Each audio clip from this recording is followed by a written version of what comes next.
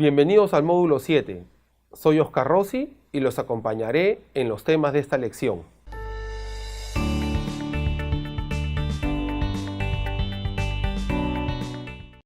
Hemos ido conociendo módulo a módulo la gestión de los diversos ámbitos de la cadena de suministros.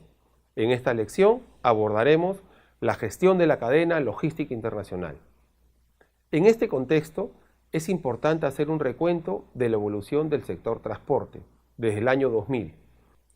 Como podemos ver, a inicios del 2000, el sector transporte experimentó un crecimiento importante a raíz del aumento del comercio de mercancías y del tráfico internacional de viajeros por vía aérea. Ya en el 2008, las exportaciones mundiales de servicios de transporte ascendieron a 891.000 millones de dólares. En el 2009, las exportaciones mundiales de servicios de transporte disminuyeron un 22%, como consecuencia del debilitamiento de la demanda de servicios de transporte, que siguió a la fuerte disminución del comercio de mercancías. En Asia, las exportaciones disminuyeron un 28%, en Europa un 21% y en América del Norte un 18%. Recordemos que los modos de transporte son combinaciones de redes, vehículos y operaciones e incluyen la red de carreteras, ferrocarriles, el transporte fluvial y marítimo, el transporte aéreo e incluso las tuberías y la combinación de algunos de ellos, transporte multimodal. Asimismo, es importante mencionar los principales condicionantes para la elección modal del sistema de transporte: circuitos de ventas, circuito de la distribución de mercancías, volúmenes, tipos de expedición, frecuencia y mercancías. Estos, unidos a la condición de transporte interior o internacional, aportan las claves para la elección modal. En este punto debemos conocer los principales estándares de codificación utilizados en todo procedimiento logístico internacional. Los estándares de codificación más utilizados en el mundo son los establecidos por el sistema de normas EGC1, y su uso correcto es una necesidad básica para el funcionamiento ágil y eficiente en el intercambio de información entre empresas. Así tenemos que el código de barras es la representación de un código mediante un conjunto de líneas paralelas, verticales del mismo grosor, y espaciados que en su conjunto contienen una determinada información. De esta forma es posible reconocer rápidamente un artículo en cualquier punto de la cadena de suministro. Brinda acceso a la información de dicho artículo de manera organizada y almacenada en una base de datos. Observa los diferentes tipos de código de barras. El código GTI N8 se refiere a artículos pequeños en lo que es difícil colocar el código de barras. El código GTI N13 contiene 8 dígitos numéricos que identifican el prefijo del país y el producto. El último dígito es de control. El GTI N1, también denominado EAN14 o DUN14, se obtiene de añadir el GTI N13 un carácter numérico del 1 al 8, que representa la agrupación que la empresa designa.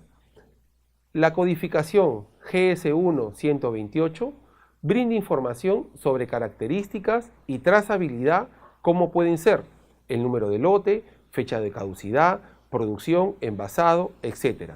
El databar se conoce como Reduced Space Symbol, RSS14, e identifica artículos pequeños o difíciles de codificar con los estándares anteriores y contiene más información que la que puede llevar un código de barras GTIN. Permite identificar artículos como comida fresca, joyería, herramientas, etc.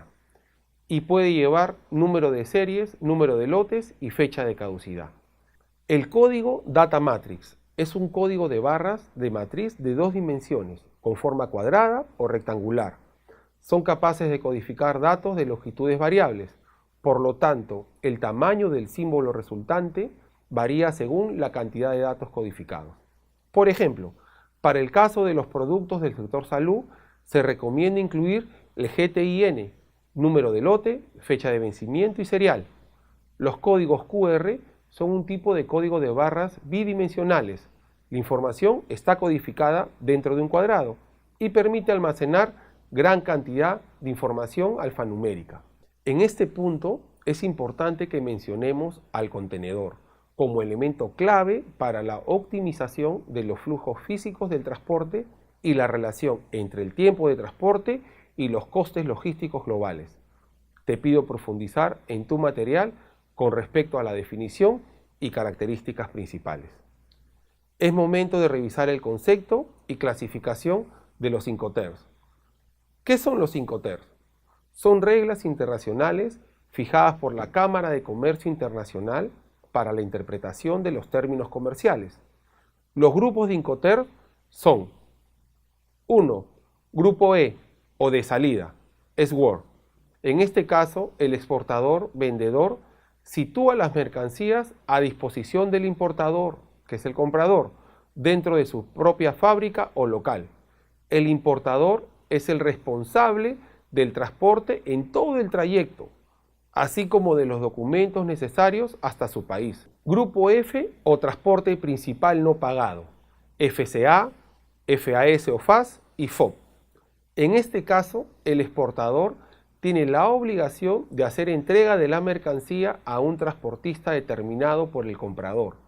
El comprador tiene la obligación de transportar la mercancía hasta su propio país. Grupo C o transporte principal pagado, CFR, CIF, CPT y CIP. Aquí el exportador se encarga de contratar el transporte, pero no se hace responsable del riesgo por pérdida o daño de la mercancía o de los costes adicionales. Grupo D o llegada, DAT, DAP y DDP. En este caso, el exportador asume los gastos y riesgos necesarios para llevar las mercancías al país de destino. El importador no asume riesgos u obligaciones. Para conocer al detalle cada uno de los Incoterms y sus características, te pido revisar tu material adicional a detalle. Hasta aquí hemos desarrollado el módulo 7. Nos vemos.